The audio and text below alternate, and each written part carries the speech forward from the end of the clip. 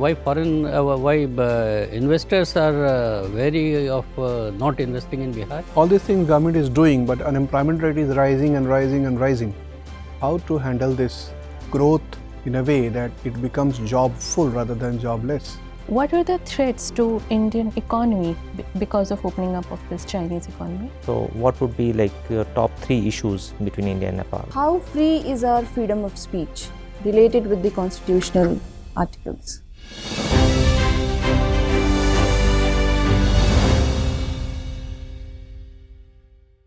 May I come in? Yes, come sir? in.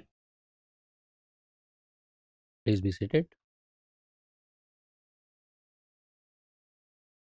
Please introduce yourself.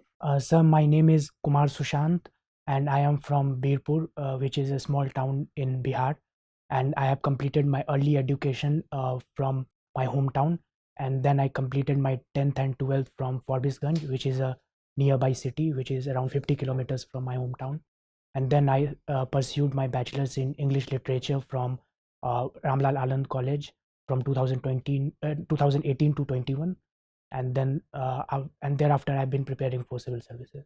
Sushant, you tell me, you did your graduation in English literature, you Yes, said, na? Why did you choose PSIR as your optional subject over English literature? Sir, political science was one of my elective subjects during graduation days, and I had a certain inclination towards it. That's why, sir, I chose political science. And bureaucracy, as you know, is also known by the name of steel frame. Why it is called a steel frame? So because after independence, India chose to be a socialist type of economy where government had a major role to play. And one of the major works of government was formulation of policies and its implementation. And the most important task was implementation, which was the role of bureaucracy. That's why it is known as the steel frame of our country. Do you think that the steel frame concept still holds good in the contemporary India?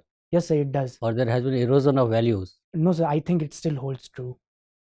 Because still in terms of poverty eradication, in terms of social services, state has a major role to play, and policy implementation is one of the cornerstone of that policy, and that's why I think it still holds So true. you don't suggest reforming the bureaucracy today? Definitely, sir, there are certain aspects where improvements and reforms could be brought, but overall it has done quite well as well. Tell us 3 shortcomings of Indian bureaucracy. Sir, first of all, it is said that Indian bureaucracy is process oriented rather than result oriented. So their reform could be initiated. Apart from that, sir, so this is only one point I could right now think of. Okay. You are from Bihar. Yes, sir. And there is a very strong perception that challenge of development in Bihar is an enormous task. Yes, sir. Do you agree with this theory? Because there is a persistent poverty or infrastructures problems, social stratification issues, and so on and so forth. Do you think there is any hope for Bihar? Yes, sir, there is a lot of hope for Bihar. Definitely, poverty and other issues are there in Bihar, but I think we have done really well in recent times. And like, for example, sir, just in a single year, the multi-dimensional poverty index said that Bihar had 52% population as multidimensionally poor, but in the next year it dropped down to around 48.7%. So definitely in a year we have shown that we have an FDA of FPI of 168 million from 2019 to 2022. And apart from that, even in terms of talent as well, Bihar has progressed well in gross enrollment ratio, education, women empowerment. Bihar has done exceptionally well. I think there is a lot of hope for Bihar. But generally, there is a common belief in our country that as individuals, students from Bihar or a person from Bihar does exceedingly well in various spheres of life, be it the civil services or the medical or the engineering.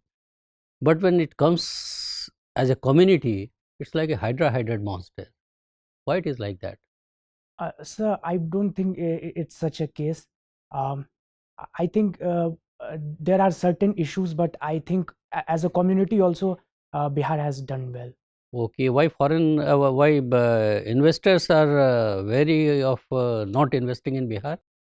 So one of the major reasons that even government had said that due to population density of 1102, there are issues related to land acquisitions. That is a that sometimes is a drawback.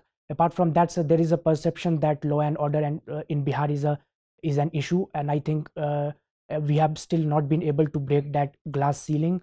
And apart from that, so even in skilled labor, in terms of skilled labor, I think Bihar still lags behind. That's why I think investors are not yet willing to make investments in Bihar. Okay, thank you.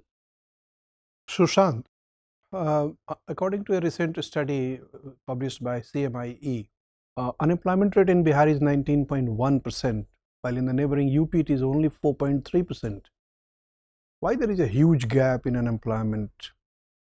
Sir, one of the major reasons that is population density as well. In comparison to Uttar Pradesh, Bihar has a higher population density. Apart from that, sir, even the younger population ratio is relatively higher in Bihar. That also amounts to a higher number. And sir, in Bihar, agriculture holds around 80% of employment. So there could be seasonal unemployment as well in Bihar. These are the major reasons that I could think. In spite of 20 years or so of political stability, policy making in Bihar appears to be not effective. What are the determinants of qualitative policy making in any country or any region? So I think for a qualitative decision making, certain parameters need to be met that are quantifiable. Apart from that, sir, proactivity like floods is a major issue in Bihar. So how much financial mobility and how ease with which we could withheld that. Like for example, sir, Japan has done well to withhold tsunamis. So proactivity approach. Apart from that, sir, understanding what the future future challenges could be. Like for example, sir, we are moving towards artificial intelligence, Internet of Things. So can we make our population skilled towards that? So having that future oriented approach, these are the determinants that could be. What do you stand by a pressure group? Do you think existence of pressure group improves the quality of policy making? Sir, there are certain drawbacks as well, but I think it does overall it does make an impact, and it is important part of democracy, and it has a good impact. Farmers have not yet emerged as a pressure group in India. Do you think government should take positive steps to encourage farmers to become organized pressure group?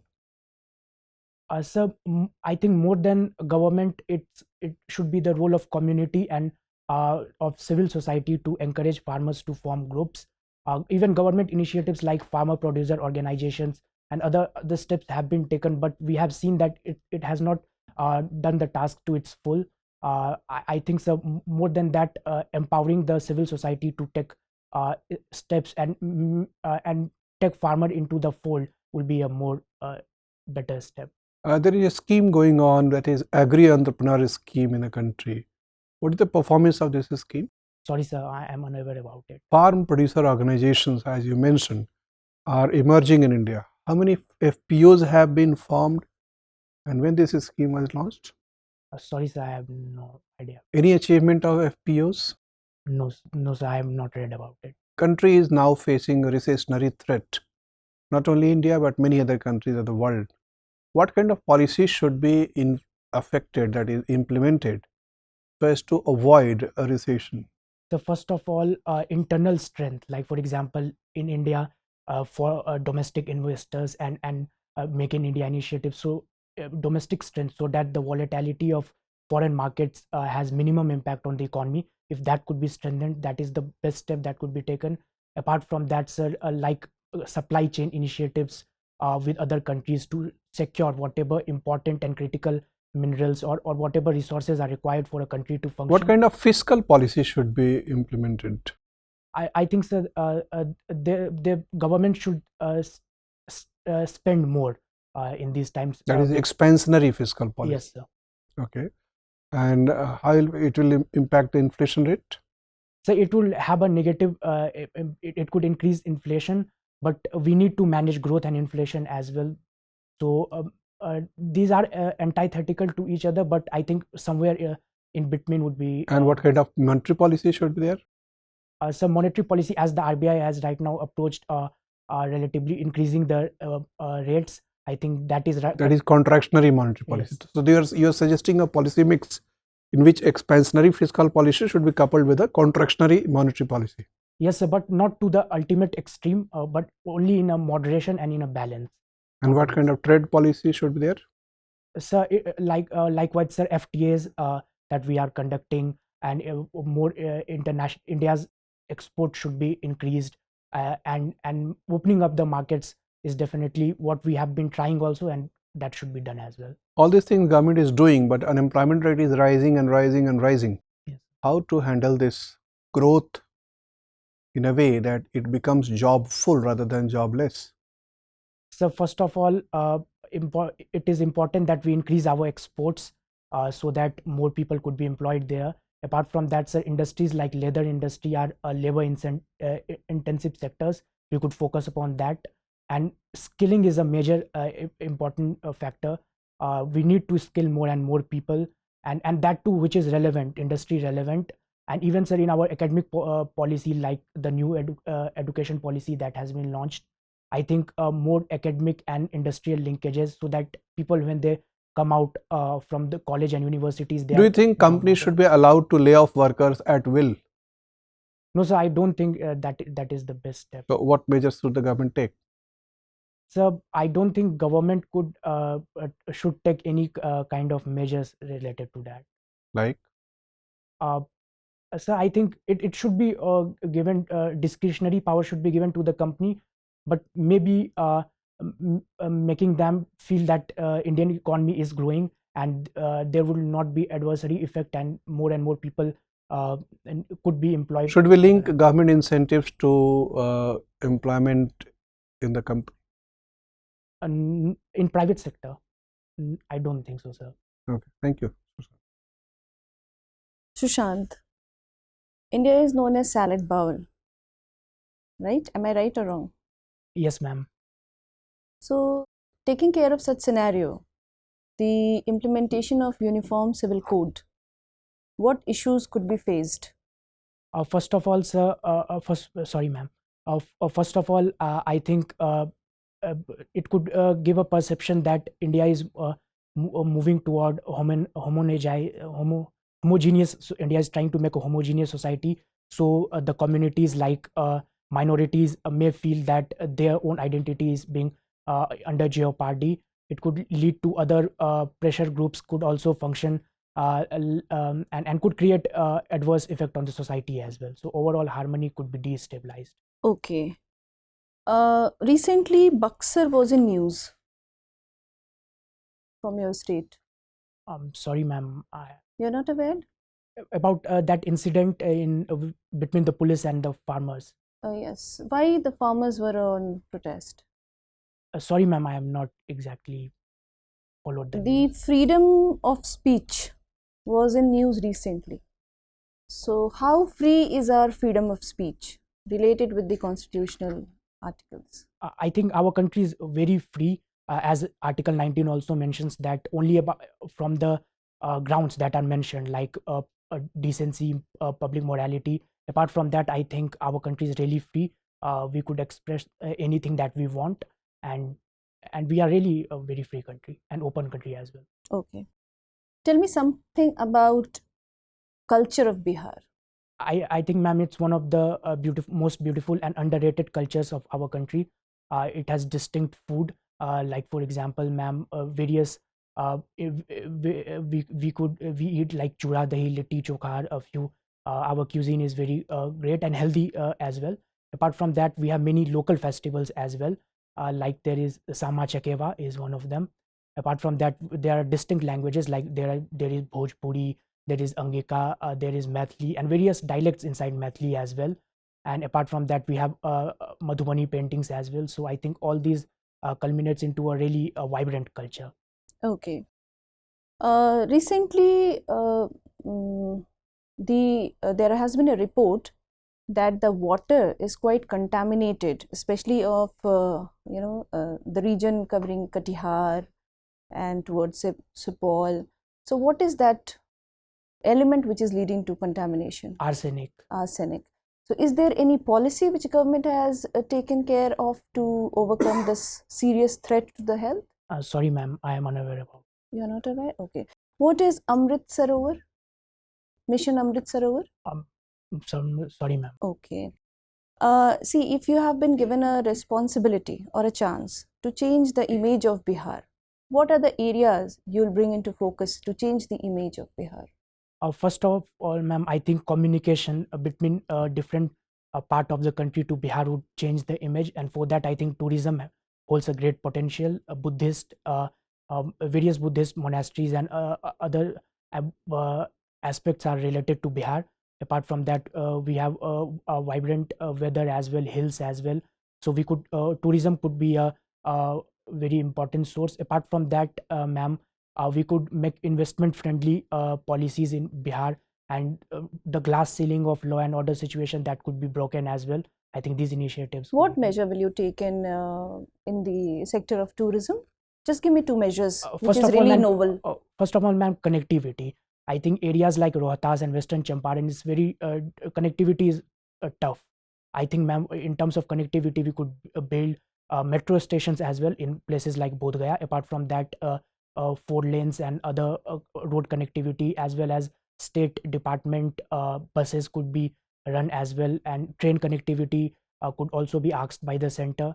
So all these things could be done. Even advertisements to a certain extent on important film festivals as well, and very cultural festivals, we could do that as well. Okay, Patna is mostly, it's densely populated, right? So what could be done to ease out the pressure on Patna? I think, ma'am, other important cities like there is Begusarai, Darbhanga and other cities, that their amenities could be improved, so that and industries could be set up there as well, so that alternatives to people are good, and so people those who situated in those districts could live there. That could be done. Apart from that, infrastructure projects could be initiated, like the smart cities mission could be used as well, to make those cities clean, free, so that people opt to live in those cities as well. You're from English background. Yes, ma'am. Right? Who has written the novel A Room of One's Own? Virginia Woolf. So what does it indicate? What she has actually taken? I haven't read it yet. You haven't read? Okay. Cite or give any example of 2 movies which are based on English novel and which is really relevant for Indian culture. One is, ma'am, I could recall only one, Midnight's Children. So I think it talks about liberty, liberation, and having a more free culture. That. Who has written Animals Farm? George Orwell. Is it relevant in our context? Yes, ma'am, it's always relevant for every society. I think, ma'am, it teaches us that we as humans, we could not move out to in a dictatorial, not only dictatorial, but even a society where hierarchy exists, where people are looked down upon, and there is a vast divide and inferiority complex among people, subordinate and above people, such hierarchy. It tells us that as a society, we should always move towards being an egalitarian. Otherwise, the consequences would be very dire, which even the earliest humans would not have wanted. Okay, thank you, Sushant. Sushant, these days we are seeing a lot of wildlife and man conflict. Can you tell me some of the reasons why there is a spate of such incidents? Ma'am, because a few reasons are that like there are various stretches where there are vast populations as well. So that is one of the reasons. And apart from that, ma'am, there are animals like leopard and others. They have a vast range as well. So there are possible, and our national parks are relatively smaller in size. Like Kuno National Park is 782 square kilometers. So that's relatively small for them. And even, ma'am, the elephant corridors that have been established, that are also not adequate. There are possibilities of human-wildlife conflict as well. Recently, one horned rhino was also attacked. Not attacked. There was an accident of human-wildlife conflict. I think these are the possible reasons. So, in view of these conflicts, and as you said that the national parks are in really low geographical areas, In view of that, is Supreme Court's advice to declare the corridor of eco-sensitive zones good? I think, ma'am, it's a good step, but I think we also need to consider the lives and livelihood and residents of the local people as well who are affected by that. Without considering that, it would be not a viable decision. So, but when we consider the livelihoods and other things, then we won't be able to increase the size of national parks. The wildlife conflict will continue. What is the way around this? Now we could take a more moderate approach. First of all, the areas where there is very regular wildlife conflict, we could rehabilitate people, local people, and give appropriate compensation for them to resettle. Apart from that, where there is mild conflict, we could make fencing, possible patrolling and fencing, and even making people aware that if you could take such steps, that we could save the animal's life as well, and there would be no destruction of their own property and their lives. If that could be done, these are the steps that could reduce the conflict. Okay. Recently, Acer has released its report, Acer 2022. Have you gone through the report? Not entirely, but only figments of it. Are you aware of the issue at hand? What does it say? Ma'am, it says that the number of percentage of student who in class 3 who could read a book of class 2, that has reduced. Apart from that, now report says that students are back into a government school as well. It has increased from 65% to 72%. And apart from that, the enrollment ratio is back to normal again. It's around 98%. And moreover, it has also shown a trend towards decline in private school admissions and increase in government school admissions. What are the reasons for this learning poverty that the report has highlighted? As you said, that class 3 students were not able to read class 2nd textbooks. One of the important reasons is, ma'am, that major students are from lower socio-economic background, so their initial parentage and all also makes and malnutrition is also an issue that hinders their growth. Apart from that, in school, it's very one kind approach, one size fits all approach, where a similar kind of pattern is used for every student, so everyone has a different learning curve that is not being used. And even teachers, they are used for other purposes as well. These are the broad. The problems that you're telling me are mostly from maybe public funded schools, the government schools, but the trend is similar even in private schools. Is there something wrong that we're doing in our education sector?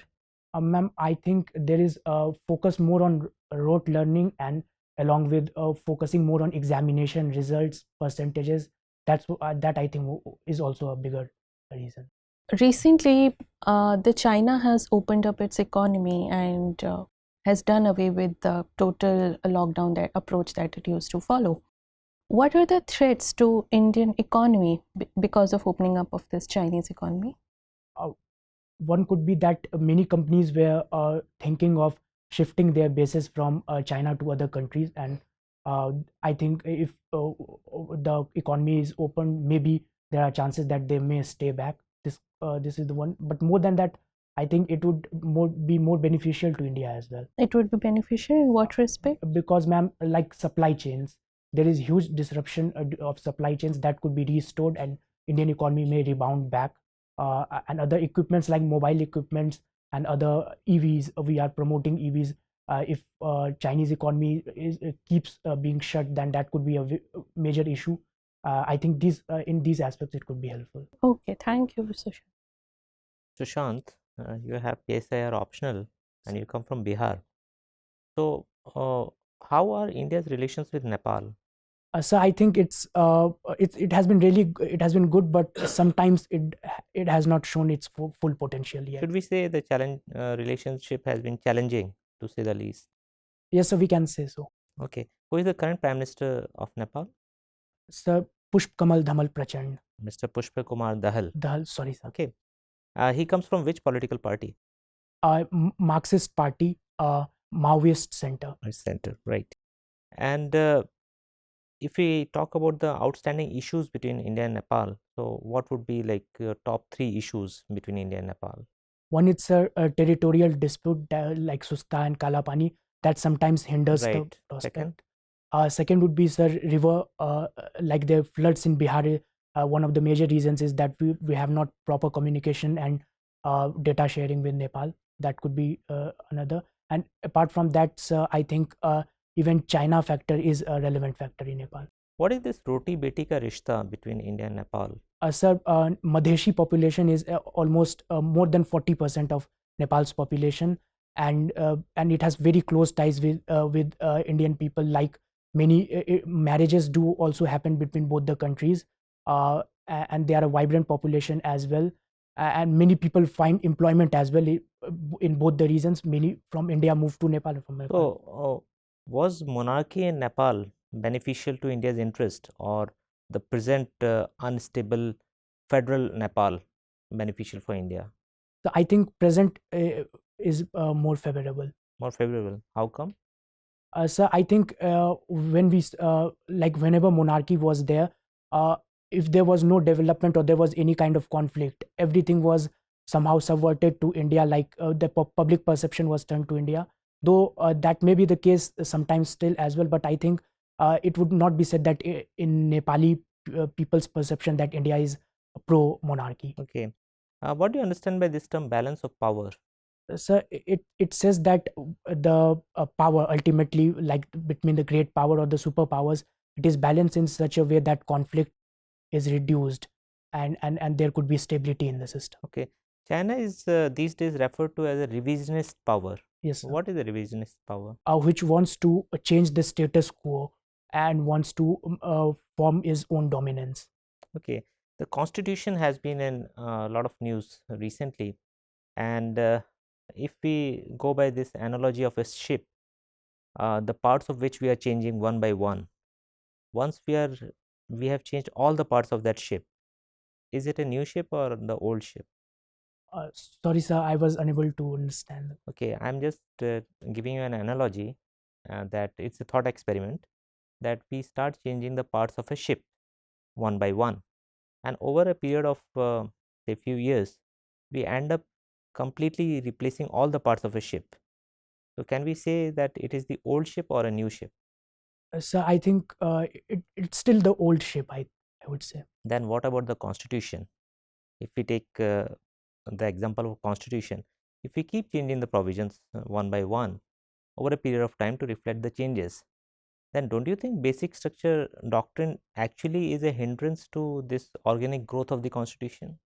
No, sir, I don't think so. I think that the basic philosophy or the basic rights, like Dr. B.R. Ambedkar also emphasized that liberty, what a constitution could do, like giving liberty, provisions for equality and empowering fraternity, that is always going to be the core of what a constitution should do. But the constitution framers gave the parliament the right to amend the constitution, but they did not provide for any basic structure kind of thing. But sir, still they wanted what a constitution could do. They wanted that to be intact. The ultimate aim of the constitution makers, they wanted it. Okay. Last one more question, that is you like cricket. Yes, what is the difference between spot fixing and match fixing? Very brief answer. Sir, in match fixing, the entire result, like the entire game could be manipulated, but in spot fixing, a particular thing like bowling a no ball could be. Okay. Thank you, Sushant. Sushant, extending the same analogy, don't you feel that Bihar containing with liquor ban is an exercise in madness without any method? No, sir, I don't think so. I think it was an important step. Domestic violence, I think one As of the a student of political science, you tell me what could have been other alternatives instead of imposing a blanket ban? So we could have issued a license, like for guns we have a license. We could have issued a license, and whosoever was found guilty of destroying the public order, they could have been reprimanded and their license could have been taken off. Apart from that, so we could have increased the duties as well on liquor, so that it reaches to less people and in a more beneficial way. Don't you think that any policy implementation has to be first examined in the scale of implementability before implementing it? So I think any policy that would be there will be deficiencies in that, and it should be a more of a feedback loop, that whenever it is initiated, whatever the issues are, they should be sorted out based on the feedbacks. So, do you think that this policy has been reduced in the right spirit and it has served the purpose for which the policy was implemented? I don't think so that it had completely served all the purposes, but definitely a few purposes have been served. Like so domestic violence has been reduced. Apart from that, so people in the public drinking and all those aspects related to have been reduced to a large extent. So, can you cite any empirical studies to prove that domestic violence has increased as a result of liquor ban? No, so there is no any qualitative research still that has been. But that is your perception. Yes, sir.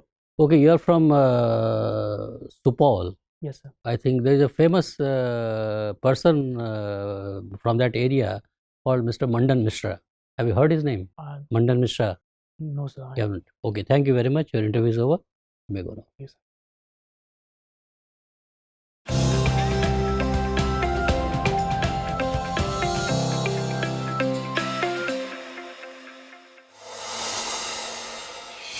Sit down, Sushant. This is your first attempt at the UPSC? Yes, sir. And the first attempt altogether? Yes. But then the very first attempt you are here?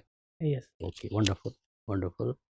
Sushant, you have done very well, no doubt about it. You are a very good candidate for the civil services. Number one, because of your age, you are quite young. So, UPSC believes in the theory of catch them young, so that you can be molded in course of time. So, that is good. You appear to be an honest person. You expressed your opinion honestly and freely. That is another good quality in you. And your communication skill is very good. Excellent communication skill. You could communicate on a variety of issues. And with all those qualities, you should be getting very good marks. One or two things. When is your interview? 3rd Feb. 3rd Feb. When you came here, you did not greet us. Sir, I forgot that. That we should yes, never, yes, sir, yes. This is not. No, yes. This you always remembered, because this cannot be forgiven. Yes, it's my first interview. I just came. So just remember when you go for the final. Yes, sir, I will. These are the etiquettes which you cannot miss out. Yes, sir. So when you enter, you should greet. That's why, sir, when I was sitting, I was thinking, have I missed something? Anyway, that's all right. This drill is for that only, to remind you what has gone wrong, so that you should do. And then stand there, seek permission. Yes. And when you enter like with a very positive body language, as an enthusiast, so that you are loving to interact with the board members. So with a smile on your face and a positive body language, stay neutral all the time. Yes, sir. In your discussion, even against provocation, try to be balanced. Don't get emotional about your state or emotional about the country. Yes. So any questions on Bihar's backwardness, try to give a very balanced this thing on what parameters the state is still considered backward and where it has started improving and showing shoots of so because in the last interview when I said that Bihar had started, they said that be positive about Bihar. Positive. I don't want that's to why say, sir, I think I over what happens when I say negative impact? Yes, sir. So sir, there is a perception, but things are changing, sir. So without telling me that you are wrong, you are trying to assuage my feelings also, my sentiments also. That is very important. So and questions will be asked on Bihar. So whatever policies have been initiated by the state government or the central government, because you spoke about this poverty index and all that, multidimensional. What is a multidimensional poverty index? Why somebody will ask you 3 notches above, hardly any qualitative change in the scenario. So when you drop some name, you should be very clear about what you are dropping, because you are a very good candidate. So don't commit any silly mistake anywhere. So you will be getting very good marks. Your answers have to be very pointed, very crisp, very specific. At times it was a very long answer. So try to avoid that, because you are a very natural person. So it naturally comes to you, and that's good also. Yes. I don't want to curb your natural instinct. While continuing with your natural instinct, yes, sir, try to keep it so that बोलते हैं ना गागर में सागर. So that you are able to convince the board members with minimum words. That is another good quality of a civil servant, conveying so many things in very little time and crisp language. read about listening power. I told you, listen to the questions first. Yes, sir. At times we find that like factors affecting good policy making, so probably you couldn't get a grasp of it. Yeah, yes. So try to listen to the questions. Yes, sir. Then another question was threat to India in the context of opening of Chinese economy. There also it started with okay, but then you started describing as the advantages. So that should not happen. Okay, sir. That should not happen. So that be focused. What question? Try to understand what is the intent of the question. Just it doesn't take more than 5 seconds. Just think for 5 seconds. Prioritize your ideas and then speak. You'll be able to, because you have that gift of the gab. You can speak a good English. The communication skill is very strong in you. That's a very good point. Then you are from Bihar. So many issues other than political, social, economic issue, religious issues also are there. Your Supol district is contiguous to Nepal. Yes, sir. So what are the issues between India and Nepal? Your floods is one such issue. Reasons for floods. What state government has policies they have enacted for that. So you have any number of policies. Just go through it. What are the rivers going through that? So all that. Some question on Kosis and all that. Sorrow, Bihar, what is called. And what is the status now and all that. So those questions you should be fully able to understand. In tourism, you yourself said tourism, and then Madhoni painting. Other than because you are from Bihar, so people will like to know more from you than Madhoni painting only. So there also you should try to get some more information. Then at times you said, no, I don't agree. So no sentence should start on a negative note. Okay. So that you have to, it must have come naturally to you, because you at times you don't think before speaking. Try to articulate your views in that way, so that you are able to give a much better performance. Because of your long speeches at times, it voice become very monotonous. Okay, sir.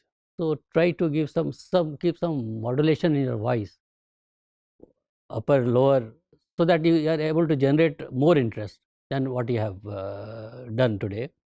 With all this, I think you are a wonderful candidate for civil services, and have belief in yourself, have confidence in yourself, and you will do it.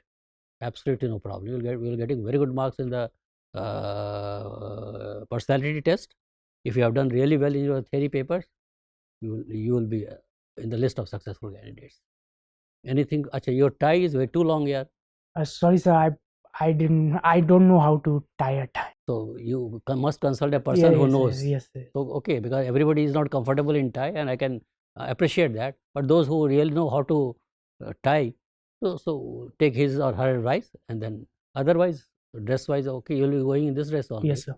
Why are you keeping a pin here in the tie? Sir, remove it. Some questions may be asked. Okay. On pin itself. Okay. So it's better to go as simple as possible.